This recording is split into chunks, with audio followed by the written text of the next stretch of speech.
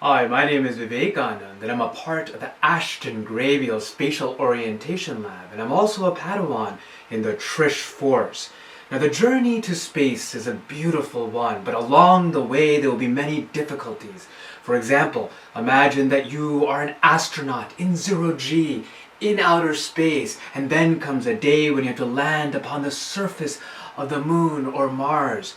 And what we know is that in those gravitational transitions, astronauts will become susceptible to spatial disorientation. And all that means is when you lose sense of where you are relative to upright, and that can be potentially deadly as you're trying to land that spacecraft. Now, most likely by the time we get to Mars, the process of landing will be automated. But technology can fail, and those Martians, they're not going to help us. So we got to make sure that astronauts can overcome spatial disorientation. To emphasize how real of a problem spatial disorientation is, spatial disorientation in military pilots has a fatality rate of almost 100%, and that is a scary statistic. And what's also very surprising is that improvements in technology don't seem to be reducing those rates. So how can we even begin to approach these problems? And in this presentation, I'm going to try to address 4 questions. The first is, can we somehow create a spaceflight analog condition here on Earth in a lab? Is that even possible? And if it is, can we predict who is going to do well and who is going to do very poorly? And if we can do that, can we understand why is it that some people do so poorly in this spaceflight analog task? And then the final question, can we create an effective training program customized for the poor performers so that we never have to leave behind any astronaut trainees because some machine learning program has predicted that they may not do so well? So the way that I create a spaceflight analog condition is the following. Now, this is not actually the spaceflight condition. This is my control condition. I also call it my upright condition. I'll describe this first. So I strap people into this machine. The machine is programmed to behave like an inverted pendulum. And all that means is if you do nothing, the machine just naturally falls over, you could say, to one side or the other. And there are crash boundaries, so that if you go too far, the machine will stop and then it will automatically reset you. Now, in this task, participants are told to grasp the joystick and use it to stabilize and balance themselves right at that 0-degree point.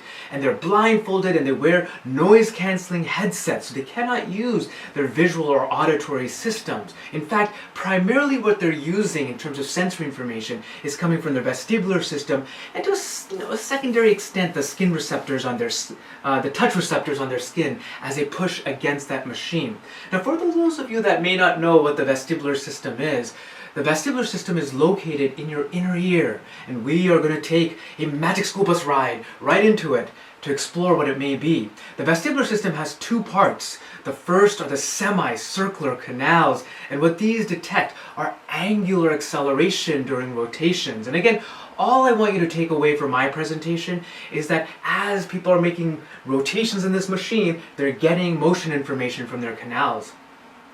The second component are your otolith organs, and the otolith organs are these fine little hairs suspended in gelatinous material adorned by crystals, if you can imagine that.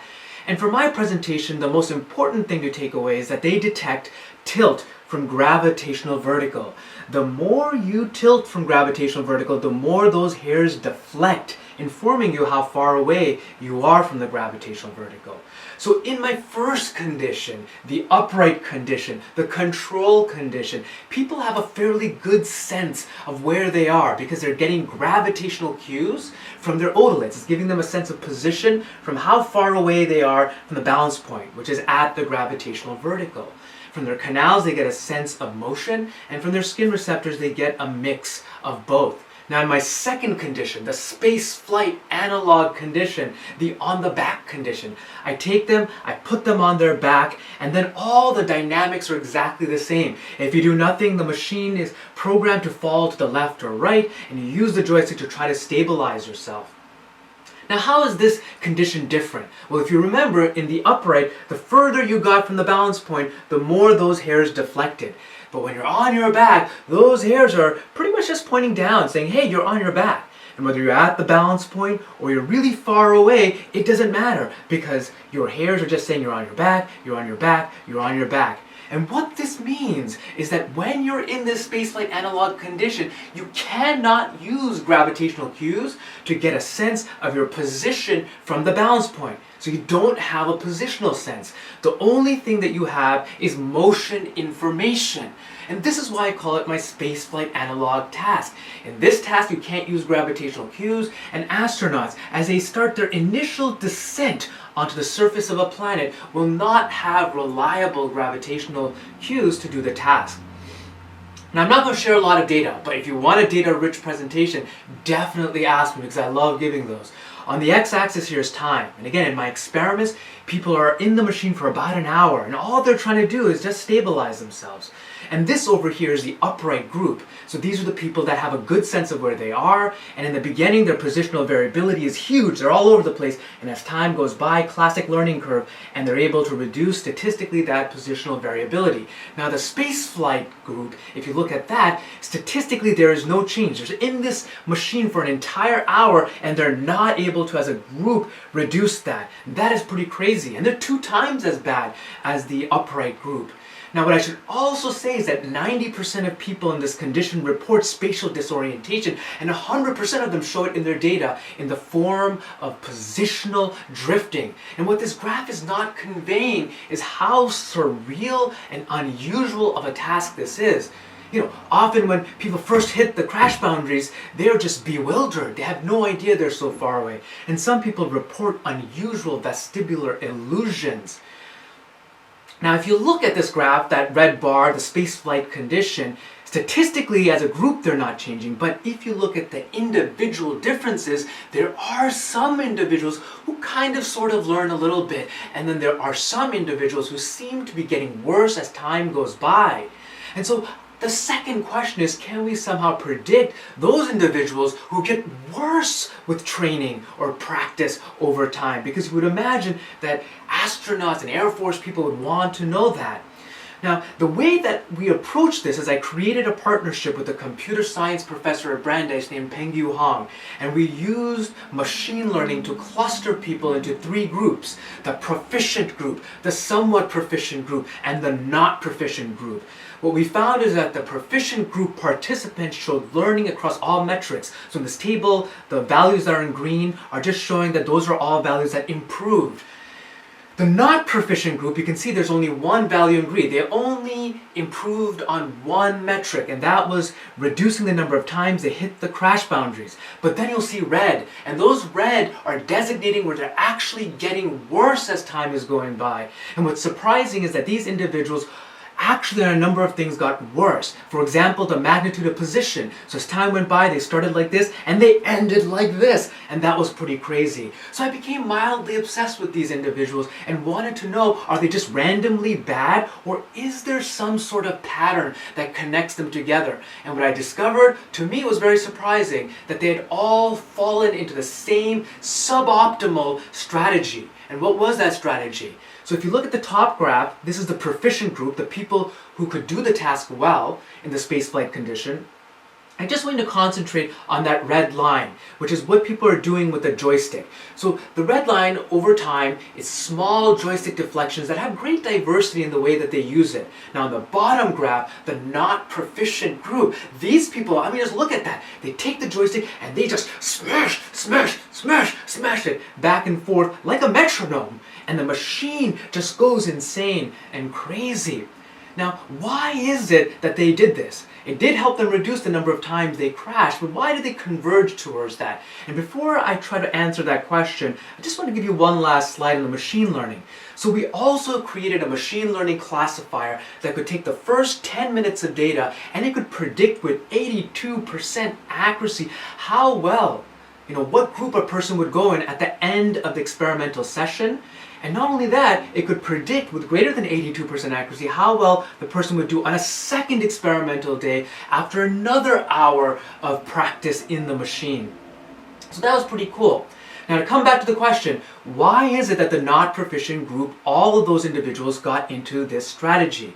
And my first hypothesis was that maybe these were individuals whose, I don't know, vestibular system or ability to path integrate was poor. Maybe they just don't have a good sense of where they are in space. Their spatial acuity is bad, and as a result, their performance is bad because they don't know where they are, so they do these large joystick deflections to just try to figure out where they are. So how can I test a person's spatial acuity using the equipment that I have?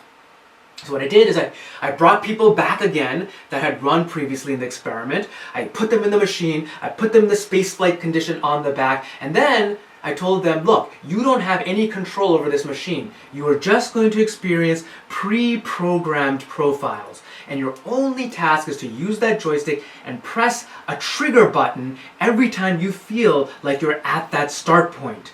Now, my hypothesis was that those individuals who are really accurate with indicating where the start point is are also going to be the ones who perform the task really well because they always know where they are. But what I found, again, was surprising. There was no correlation between a person's spatial acuity, their sense of where they are in space, and how well they perform the task when trying to balance. And what this means is that not only it kind of suggests that there may not be a biological limitation, which is the reason why they perform poorly. It may not be that a bad or poor vestibular system or ability to figure out where you are is the limiting factor. And this is kind of good because it means we can't exclude astronauts as based on those measurements. And the second thing is that we know that they're not randomly bad. There's some suboptimal strategy as they're exploring the solution space that they fall into. And what this means is that perhaps we can create an effective training program and kick them out of this suboptimal strategy. Now, before I describe this training program, I do want to just quickly give you a developing side story, which is that those individuals who seem to be affected by fatigue, whose trigger pressing accuracy got worse as they were in the machine for longer and longer, they were the ones who strongly correlated with poor performance in the active balancing. Now, if you're interested in this storyline that's developing, definitely reach out and I'm happy to talk about it. So the final question is, can we create an effective training program that is customized for these not proficient group people? So my first genius idea was I brought in a new group of people and I said, hey, look, listen, just don't smash that joystick. That's bad. And I also gave them a few other strategies that the proficient group people had said had worked for them. It turned out that just telling them that didn't work. And so I began to think, why is that the case? And one reason I figured was that, even if you have good strategies, if you're on the back trying to implement them, you don't know if they're working or not because you don't really have any feedback about where you are in space, except when you maybe hit the crash boundaries. So what I needed was a condition where people have feedback at all times about where they are in space, but they cannot rely on gravitational cues to do the task, just like in the spaceflight analog condition. And what I'm going to show you next is going to go fast. Definitely reach out and I can explain it a lot better with a few more slides, because some of it's dependent on our previously published work on the two dissociable components of balance control. But basically what I did is I put people in the upright for the training program. And in the upright, they have a great sense of where they are in space. But then what I did is I made the balance point different than the gravitational vertical, right? And I didn't tell the participants where that is. Every trial, the balance point was something different. And what that meant was that people had to almost ignore the gravitational vertical and then basically just try to explore the space, concentrating on motion cues until they're able to find the balance point. So what happened is the control group, who did not get any of that training, showed minimal improvement, and that's what those red circles are. And the experimental group showed learning across pretty much all the metrics. And what was more is that 100% of people showed improvement after going through this training program. Now, if you're an astronaut, you get trained on Earth, it's going to be a while before you get to Mars. And there's actually very minimal literature on skilled motor learning retention. So we brought back those people 4 months later, and we were happy to see that, no deterioration in the skill that they had learned. Okay, the the last thing I want to conclude with is that the four, I've turned into a research scientist thanks to Trish. And so the four areas of my research are going to be human augmentation, which will be looking at vibrotactile feedback as a countermeasure for spatial disorientation. I'll be looking at machine learning and AI. Can we predict when someone loses control, when they fall? Can we create a partnership between human and AI during disorienting conditions? I'll be looking at the basic science of spatial disorientation. Can we update models on angular path integration that use some of the data that I have? And then I do a lot of educational outreach, such as designing research modules on human augmentation in collaboration with a high school teacher. And this ran at a local high school. Everything I talked about is published, so you can take a look at that. A great thanks to Trish and of course my lab. And any questions, I'd love to collaborate, so definitely send me any emails.